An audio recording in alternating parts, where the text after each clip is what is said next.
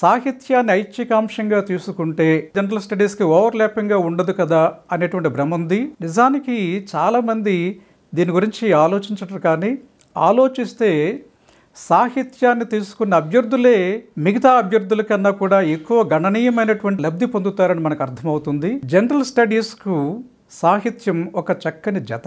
General స్టడీస్లో paper 1, paper 2 అనే ఉన్నాయి. ఈ పేపర్ 1, పేపర్ 2లో చరిత్ర, సంస్కృతి, వారసత్వం, సామాజిక సమస్యలు, సామాజిక న్యాయం ఇటువంటి చాలా ముఖ్యమైనటువంటి అంశాలు ఉంటాయి. ఈ ముఖ్యమైన అంశాలనే వాటిని చాలా వివరణాత్మకంగా రాయాలి. వీటిని వివరణాత్మకంగా రాయాలన్నా, పేపర్లు దిద్దే వారిని చాలా ఇంప్రెస్ చేయాలన్నా సాహిత్య స్పర్శ చాలా ముఖ్యం. అందువల్ల సాహిత్యాన్ని ఐచ్ఛికాంశంగా తీసుకునేవారు జనరల్ స్టడీస్ పేపర్లను కూడా చాలా అద్భుతంగా రాయగలుగుతారు. రెండో అంశం అంటే సాహిత్యాన్ని ఐచ్ఛికాంశంగా తీసుకున్న వారికి లభించే మరొక అంశం ఏమంటే, సివిల్ సర్వీసెస్లో ఎథిక్స్ అనే పేపర్ ఉంది. ఈ ఎథిక్స్ అనే పేపర్ చాలా ముఖ్యమైన పేపర్, చాలా కీలకమైనది కూడా. ఈ పేపర్లో నైతికత గురించి, మానవ విలువల గురించి, ఉద్వేగ ప్రజ్ఞ గురించి, దృక్పథం గురించి, వివిధ నాయకులు, సంస్కర్తలు, గొప్ప పాలకులు, వారి జీవితాలు, వారి సందేశాలు, వారి రచనలు, వివిధ తాత్వికులు, వారి సిద్ధాంతాలు, వారి రచనలు, ఇలా చాలా అంశాలు ఉంటాయి. ఈ అంశాలన్నీ కూడా సాహిత్యంలో అంతర్భాగంగా ఉండే అంశాలే. కాబట్టి సాహిత్యాన్ని అభ్యాసం చేసే అభ్యర్థి ఎథిక్స్ పేపర్లో చాలా భాగాన్ని ముందే స్వాయత్తం చేసుకుంటున్నాడని మనం చెప్పుకోవచ్చు. ఇతర ఐచ్ఛికాంశాల అభ్యర్థుల కన్నా సాహిత్య అభ్యర్థికి లభించే మరొక ముఖ్యమైన లాభం ఏమంటే, వ్యాసానికి ఇది ఆసరాగా పనిచేస్తుంది. యూపీఎస్సీలో మొట్టమొదటి పేపరే general essay.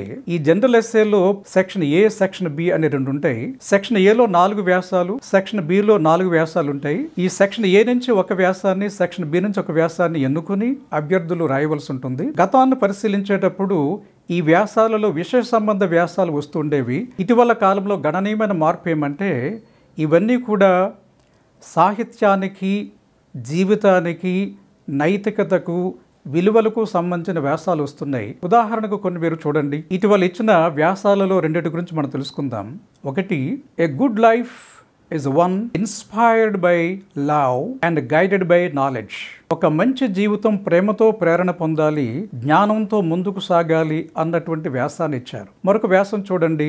We may brave human laws but cannot resist natural laws. మానవ నిర్మిత చట్టాలను ఎదిరించవచ్చు, కానీ ప్రకృతి సూత్రాలకు ఎదురొడ్డలేము అని ఆ వ్యాస సారాంశం. ఇటువంటి వ్యాసాలనే వాటిని సుసంపన్నంగా రాయాలంటే సాహిత్య స్పర్శ కావాలి. అందువల్ల సాహిత్యం వ్యాసానికి ఆసరాగా నిలుస్తుందని గట్టిగా చెప్పవచ్చు. మిగతా ఐచ్ఛికాంశాల కన్నా సాహిత్యాన్ని ఐచ్ఛికాంశంగా తీసుకున్న అభ్యర్థులకు మరొక లాభం ఉంది. అదేమంటే, సివిల్ సర్వీసుల విజయానికి ఐచ్ఛికం పునాది. మనకు తెలుసు ఆ విషయం. ఇందులో 300 వరకు మార్కులు తెచ్చుకోవచ్చని మనం ముందే గమనించాము. అయితే సాహిత్యాన్ని లోతుగా అభ్యాసం చేసే వ్యక్తి మార్కులనే వాటిని ఏ విధంగా పెంచుకోవచ్చునో ఒక మచ్చుతునకు చూద్దాం. ఇక్కడ నిఖిల్ బి అనే అభ్యర్థి గురించి తెలుసుకుందాం. నిఖిల్ బి కన్నడ సాహిత్యాన్ని తన ఐచ్ఛికాంశంగా తీసుకున్నారు. ఆయన 2015లో కన్నడ సాహిత్యాన్ని ఐచ్ఛికాంశంగా రాస్తూ మొదటి పేపర్లో 99, రెండవ పేపర్లో 112 మార్కులు, అంటే 221 మార్కులు సంపాదించుకున్నారు. అయితే దాని మూలంగా ఆయనకి ఇంటర్వ్యూ కూడా రాలేదు. ఆయన కృంగిపోలేదు. తాను ఎక్కడ పోగొట్టుకున్నాడో అక్కడే సంపాదించుకోవాలనే ఉద్దేశంతో మళ్ళా కన్నడ సాహిత్యాన్ని లోతుగా అభ్యాసం చేసి 2016లో ఆయన పరీక్ష రాశారు. ఆ పరీక్షలో మొదటి పేపర్లలో 154 మార్కులు వచ్చాయి. అంటే ముందు సంవత్సరంలో 99 వస్తే ఈ ఏడాది 154 మార్కులు వచ్చాయి. అంటే 55 మార్కులు అధికంగా తెచ్చుకున్నారు. రెండో పేపర్లో 112 మార్కులు అంతకు ముందు సంవత్సరం వస్తే ఈ ఏడాది 151 మార్కులు సంపాదించుకున్నారు. అంటే 39 మార్కులు. అదనంగా 94 మార్కులు వచ్చాయి. అంటే 2015లో 221 మార్కులు వస్తే 2016లో 305 మార్కులు వచ్చాయి. అంటే మార్కులు అనే వాటిని సాహిత్యంలో ఏ విధంగా పెంచుకోవడానికి అవకాశం ఉంటుందో ఇది చక్కని నిదర్శనం. కాబట్టి సాహిత్యం ద్వారా ఎక్కువ మార్కులు రావని ఎవరైనా అంటే అది తప్పు అని ఇది నిరూపిస్తుంది. సాహిత్యేతర ఐచ్ఛికాంశాల కన్నా సాహిత్యాన్ని ఐచ్ఛికాంశంగా తీసుకునే వారికి మరొక లాభం ఉంది. అది ఇంటర్వ్యూకి సాహిత్యం వీడిన జంటగా పనిచేస్తుంది. అతి తక్కువ కాలంలో అత్యధిక మార్కులు అందించేది పర్సనాలిటీ టెస్ట్. 30 నిమిషాల వ్యవధిలో 275 మార్కులు నిర్ణయించేటువంటి పరీక్ష ఇది. ఇందులో యూపీఎస్సీ బోర్డు వారు చూసేదేమంటే అభ్యర్థి వ్యక్తిత్వాన్ని, వ్యక్తిలో సమతుల్యత, భావోద్వేగ ప్రజ్ఞ, నైతిక నిర్ణయాధికారం, సామాజిక స్పృహ వంటి అత్యుత్తమ మానవ లక్షణాలను బేరీజు వేసి ప్రజాహిత పాలనకు ఒక వ్యక్తి అర్హుడా కాడా అని నిర్ణయించేటువంటిదే ఈ వ్యక్తిత్వ పరీక్ష. ఈ పైన పేర్కొన్నటువంటి లక్షణాలన్నీ కూడా సాహిత్య సృజనలో ప్రాథమికమైన లక్షణాలే. అందువల్ల సాహిత్యం ఇంటర్వ్యూకి ఎప్పుడు కూడా వీడిన జంటగా ఉంటుంది. సాహిత్యాన్ని ఐచ్ఛికాంశంగా తీసుకునే వారికి ఇది అదనపు లాభం. సాహిత్యాన్ని ఐచ్ఛికాంశంగా తీసుకునే వారికి మరొక లాభం కూడా ఉంది. కారణం ఏమంటే లక్ష్య సాధనలో రక్షణ కవచంగా పనికొచ్చేది సాహిత్యమే. ప్రజాక్షేత్రంలో సివిల్ సర్వెంట్లు అనేక సవాళ్లు, ఛాలెంజ్లు అనే వాటిని ఎదుర్కొంటూ ఉంటారు. వీటిని పరిష్కరించాలంటే దానికి నేర్పుతో పాటుగా ఓర్పు కూడా ఉండాలి, జ్ఞానంతో పాటుగా లౌక్యం ఉండాలి, ఉద్రేక స్వభావాన్ని ఉపసంహరించుకోవాలి, ఓపికతో వ్యవహరించాలి. సాహిత్యం అభ్యసించే విద్యార్థికి ఇవన్నీ కూడా ఉగ్గుపాలతో అలవడ్డ అంశాలు. లక్ష్య సాధనలో ఈ సాహితీ విలువలు రక్షణ కవచంగా అతన్ని పరిరక్షిస్తుంటాయి. అందువల్ల సాహిత్యాన్ని అభ్యసించే వ్యక్తికి ఇది అదనపు లాభంగా చెప్పవచ్చు.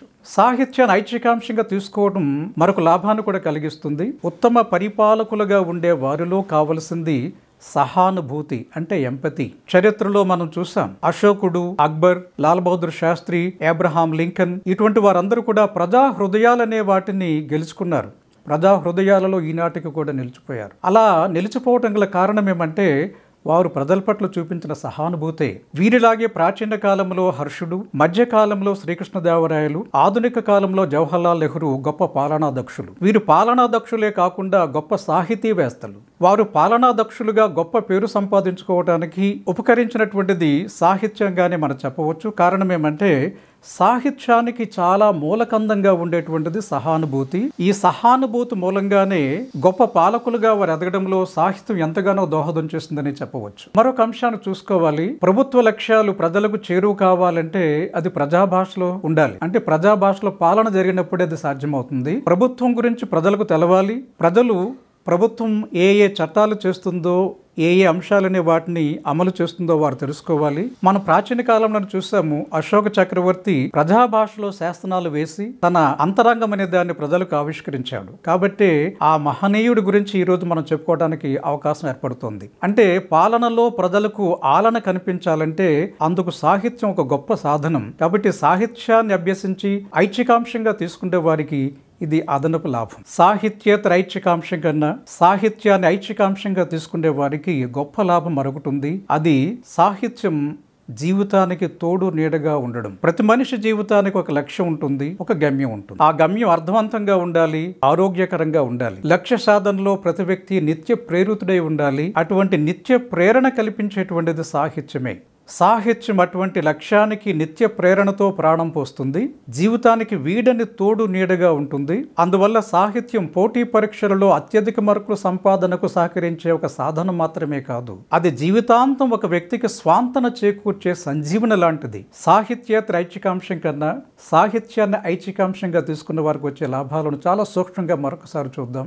సివిల్కు సాహిత్యం తోడైతే జనరల్ స్టడీస్ కు చక్కని జతగా ఉంటుంది, వ్యాసానికి ఆసరాగా పనిచేస్తుంది, ఎథిక్స్ కి వెన్నుదన్నుగా ఉంటుంది, ఐచ్ఛికానికి మార్కులు పంట తెస్తుంది, ఇంటర్వ్యూకి వీడిన జంటగా మిగులుతుంది, లక్ష్య సాధనలో రక్షణ కవచంగా ఉంటుంది, పాలనలో ఆలన చూపిస్తుంది, జీవితానికి తోడు నీడ ఇస్తుంది. అందువల్ల సాహిత్యాన్ని ఐచ్ఛికాంశంగా తీసుకునేవారు కేవలం సర్వీసు పొందటమే కాకుండా సర్వీసులకు వెళ్ళిన తర్వాత ఒక అద్భుతమైన జీవితాన్ని గడపడానికి ఇది చక్కగా సహకరిస్తుంది.